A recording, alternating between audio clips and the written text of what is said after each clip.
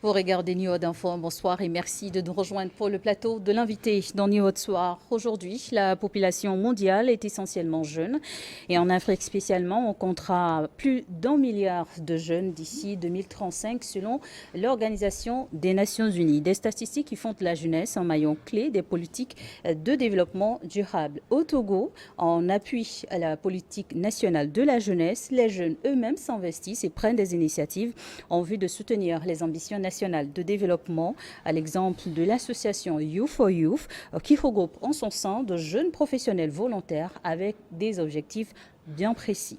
Docteur Abdoul Fad Fofana, bonjour et merci d'avoir accepté notre invitation. Vous êtes économiste de profession et président de Youth for Youth. Merci Madame Charlotte Guézéré et merci à New TV pour l'invitation. Selon l'ONU, d'ici 2035, on comptera plus d'1 milliard de jeunes sur le continent africain. En tant qu'économiste, selon vous, quels sont les atouts que représente la jeunesse africaine pour les économies africaines dans nos pays? Les atouts de la jeunesse africaine pour les économies africaines. Et je pense qu'avant tout propos, puisqu'on parle de la jeunesse, permettez-moi tout d'abord, au nom de tous les membres de Youth for Youth, d'exprimer notre profonde gratitude au chef de l'État, son Excellence M. Faure Sozim Nanya Singbe, pour toutes les actions en faveur de la jeunesse togolaise. En revenant à votre question qui est de savoir quels sont les atouts que représente la jeunesse pour le continent africain, je vais essayer de l'argumenter autour de 3 éléments. Et de façon incontestée, nous sommes tous alignés selon le postulat qui dit que l'Afrique est le continent donc, du présent, le continent donc, de l'avenir, et les dividendes démographiques constituent une aubaine pour la transformation structurelle de ce continent. D'un point de vue des dividendes démographiques, la jeunesse africaine représente une aubaine, comme je viens de le dire, pour la transformation structurelle des économies, mais ne sont pas pour autant une panacée. Pour pouvoir en tirer parti, je pense qu'il faut vraiment donc mettre en œuvre des actions de politique publique bien ciblées pour permettre donc à cette jeunesse de contribuer efficacement à la transformation de nos économies. Atout de la jeunesse pour les économies africaines. Je vais peut-être retourner dans mes cours en amphi pour annoncer une fameuse théorie. Je pense qu'il s'agit donc de modèle de Solow, où on essaie juste d'expliquer un peu la croissance ou les déterminants de la croissance économique. Je vais partir un peu de cette théorie et donner des exemples concrets qui montrent comment la jeunesse peut réellement contribuer. Donc, justement, parce que vous êtes aussi enseignant-chercheur. Effectivement. Donc là, selon le modèle, en réalité, les facteurs qui contribuent à la croissance ou qui déterminent un peu la croissance de façon simple. Nous avons le facteur capital, nous avons donc le facteur travail et tout ce qui est lié à la technologie, au progrès technique. Donc le facteur capital, c'est quelque chose qui est du ressort donc, des autorités, c'est tout ce qui est investissement public, investissement privé. Mais au niveau donc, du capital, c'est à ce niveau-là qu'on parle un peu donc, de la main-d'œuvre et c'est à ce niveau et idéalement que la jeunesse va intervenir. Important, ouais. Donc, dans un premier temps, c'est quand vous prenez un peu cette population jeune en Afrique, primo, cette jeunesse africaine représente pour le continent une main-d'œuvre abondante et dynamique. Et le dynamisme donc, de cette main-d'œuvre, naturellement, devrait contribuer donc, à la transformation productive donc, du continent. Mais encore faut-il que cette main-d'œuvre-là, elle soit bien qualifiée et qu'elle soit alignée aux exigences et aux besoins donc, du marché, du travail et du secteur privé. Secondo, l'autre atout qu'on peut énumérer, c'est que cette jeunesse, elle est innovante et elle est également créative. On démontre, vous voyez, ces dernières années, le nombre de start-up qui sont créées en Afrique, c'est un peu dû à l'innovation donc de cette jeunesse africaine. Créative également, comme je le dis, vous allez voir qu'en Afrique, la jeunesse, elle est quand même déterminée, créative et avec cette envie donc, de contribuer, je peux le dire, à la transformation donc, des économies.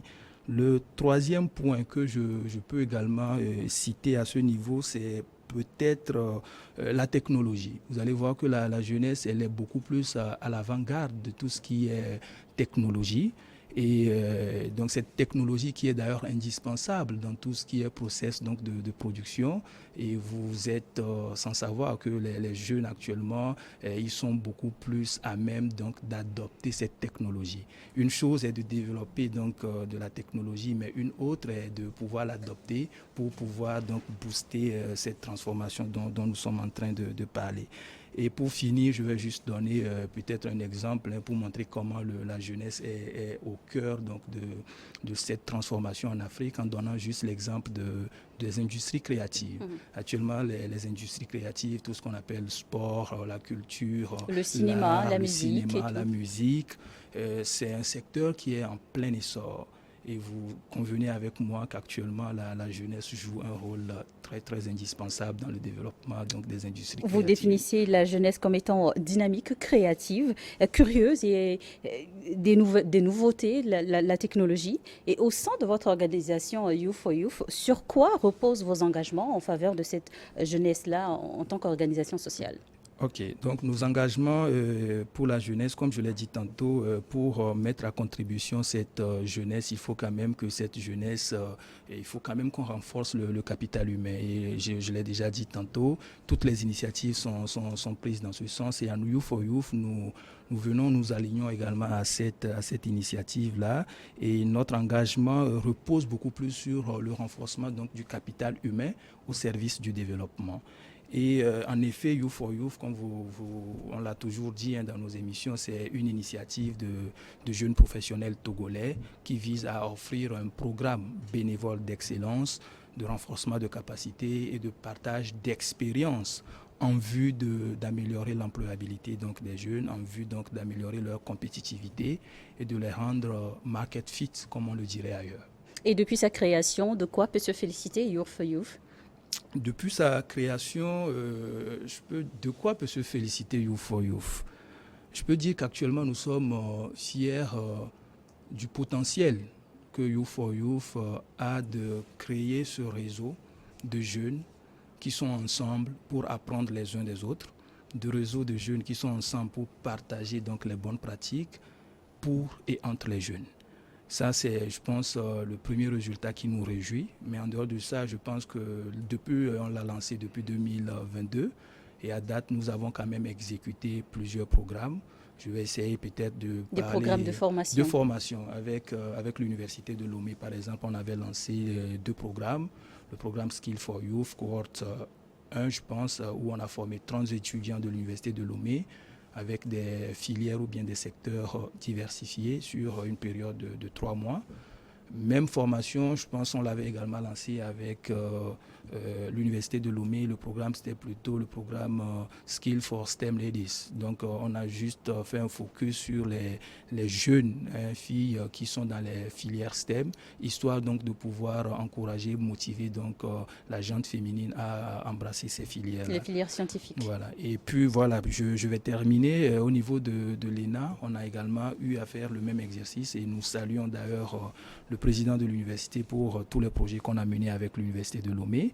Avec l'ENA, on a mis également en œuvre ce projet qu'on a appelé le SKENA, où on a eu à partager des expériences avec les étudiants et élèves de l'ENA. Et tout récemment, avec la Coalition nationale de l'emploi des jeunes, nous avons lancé le programme Skill for Young Professionals, qui était un peu focus sur les jeunes professionnels de moins de 5 ans d'expérience avec qui nous avons également partagé donc ces soft skills. Justement, pour cette catégorie de jeunes qui sont déjà en activité dans des entreprises, selon vous, en quoi est-ce que c'est important de renforcer leurs soft skills ?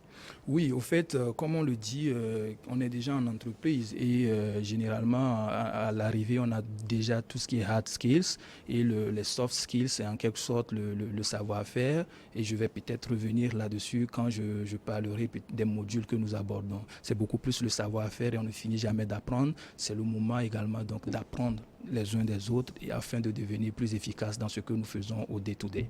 Et un de vos projets actuels est l'organisation d'une table ronde pour inviter les jeunes Togolais en dialogue participatif et citoyen sur des thématiques telles que l'entrepreneuriat et le développement. Pourquoi c'est important pour vous à Youth4Youth de créer ce laboratoire de réflexion pour les jeunes ? Ouais, le laboratoire de réflexion pour les jeunes que nous avons dénommé le Youth Delivery Lab, pourquoi c'est important? Je m'explique.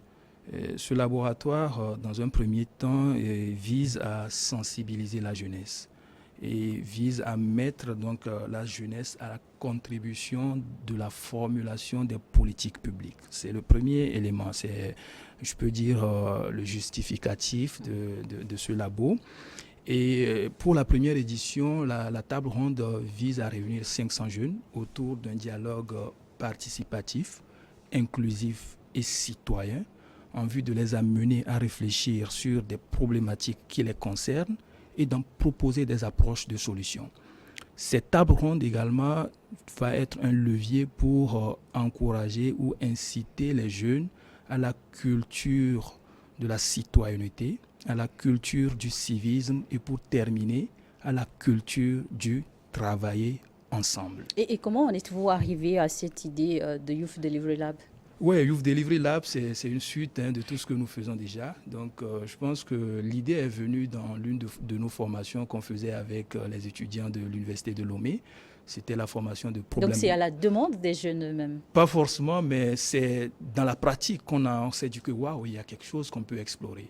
C'était lors des modules de problem solving où on mettait donc les jeunes ensemble pour réfléchir, pour proposer et comment résoudre les comment difficultés résoudre en des entreprise. problèmes. On venait avec des idées arrêtées, mais donc dans le débat, on se rend compte que ouais, il y a des parties qu'on a occultées, il y a d'autres visions qu'on n'avait pas pris en compte, et on se dit que waouh, il y a quelque chose à faire. Et si on met tous les jeunes ensemble, on pourra réellement donc avoir des idées assez messies. Et c'est une initiative qui sera à 100% jeune. Et quels sont vos objectifs premiers?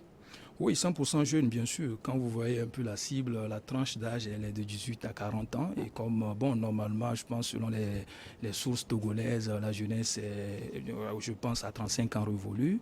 Mais ici, comme on voulait beaucoup plus les jeunes professionnels, on veut aller donc un peu dans le brainstorming, la réflexion.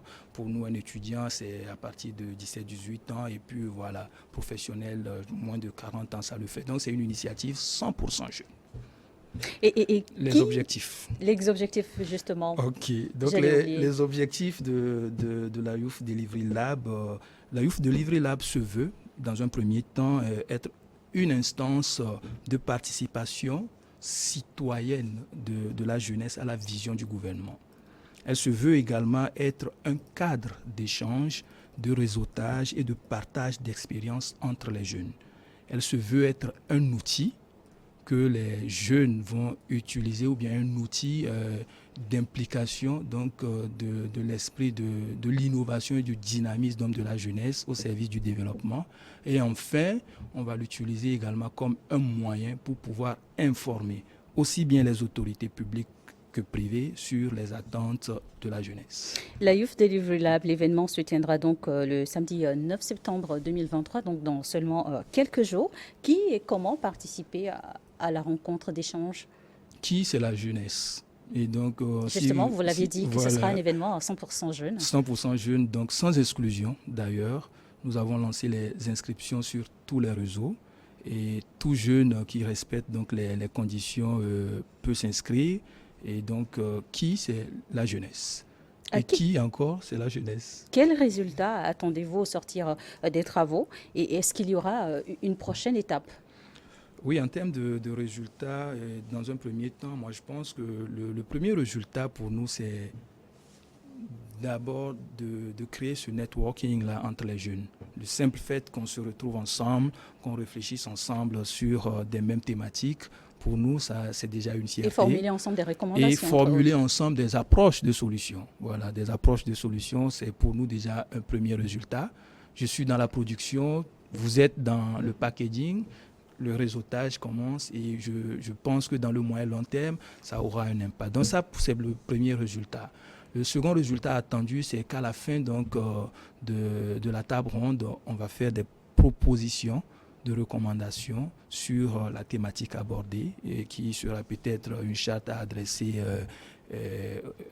aux partenaires.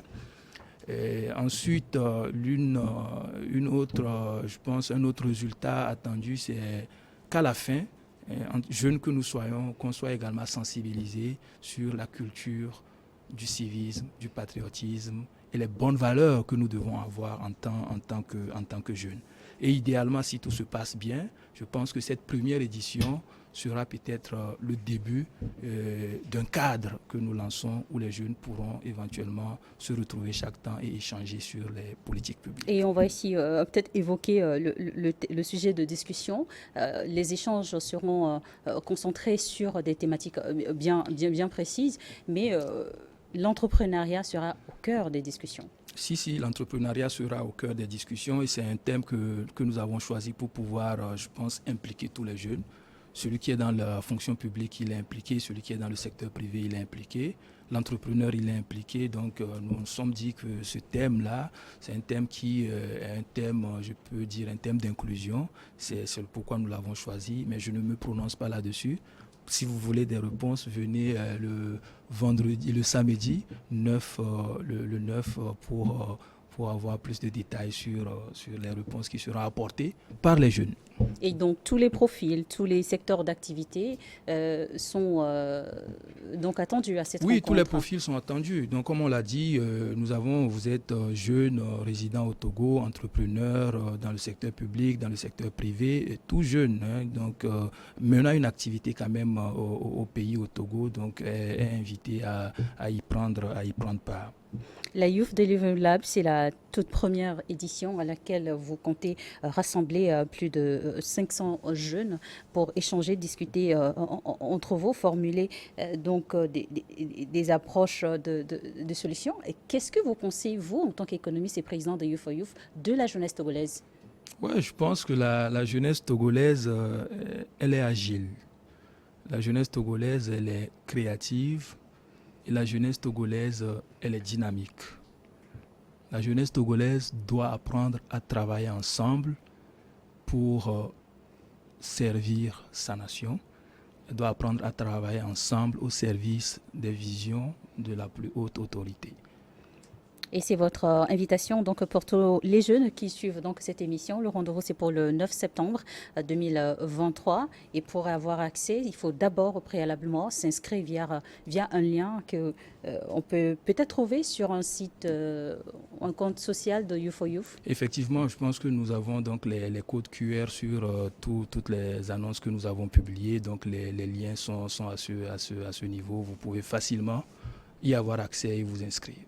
Abdoul Fad Fofana, vous êtes économiste et président de l'association Youth for Youth, initiateur donc de ce projet qui est une table ronde réservée donc à la jeunesse togolaise. Merci d'avoir accepté notre invitation et d'avoir partagé avec nous votre message donc à la droite de la jeunesse togolaise. Non, je tiens aussi à vous remercier infiniment, Madame Charlotte Guézéré, et je tiens peut-être comme mot de fin à préciser, si vous voyez très bien, que cette initiative est placée sous le haut patronage donc, du chef de l'État, son Excellence M. Faure Essozi-Mna Gnassingbé. Je profite alors donc pour transmettre nos vifs remerciements au chef de l'État pour cette confiance accordée à la jeunesse et à cette initiative. Et je lance également le mot en disant que nous avons beaucoup d'initiatives en gestation. Nous allons venir et encore une fois, venir solliciter son soutien. Merci bien. Merci à vous d'être passé sur ce plateau. Merci à vous également de nous avoir suivis. On va marquer une courte pause pour une nouvelle édition du journal et la suite, ce sera avec Guillaume Hor et ses invités pour Regard croisé.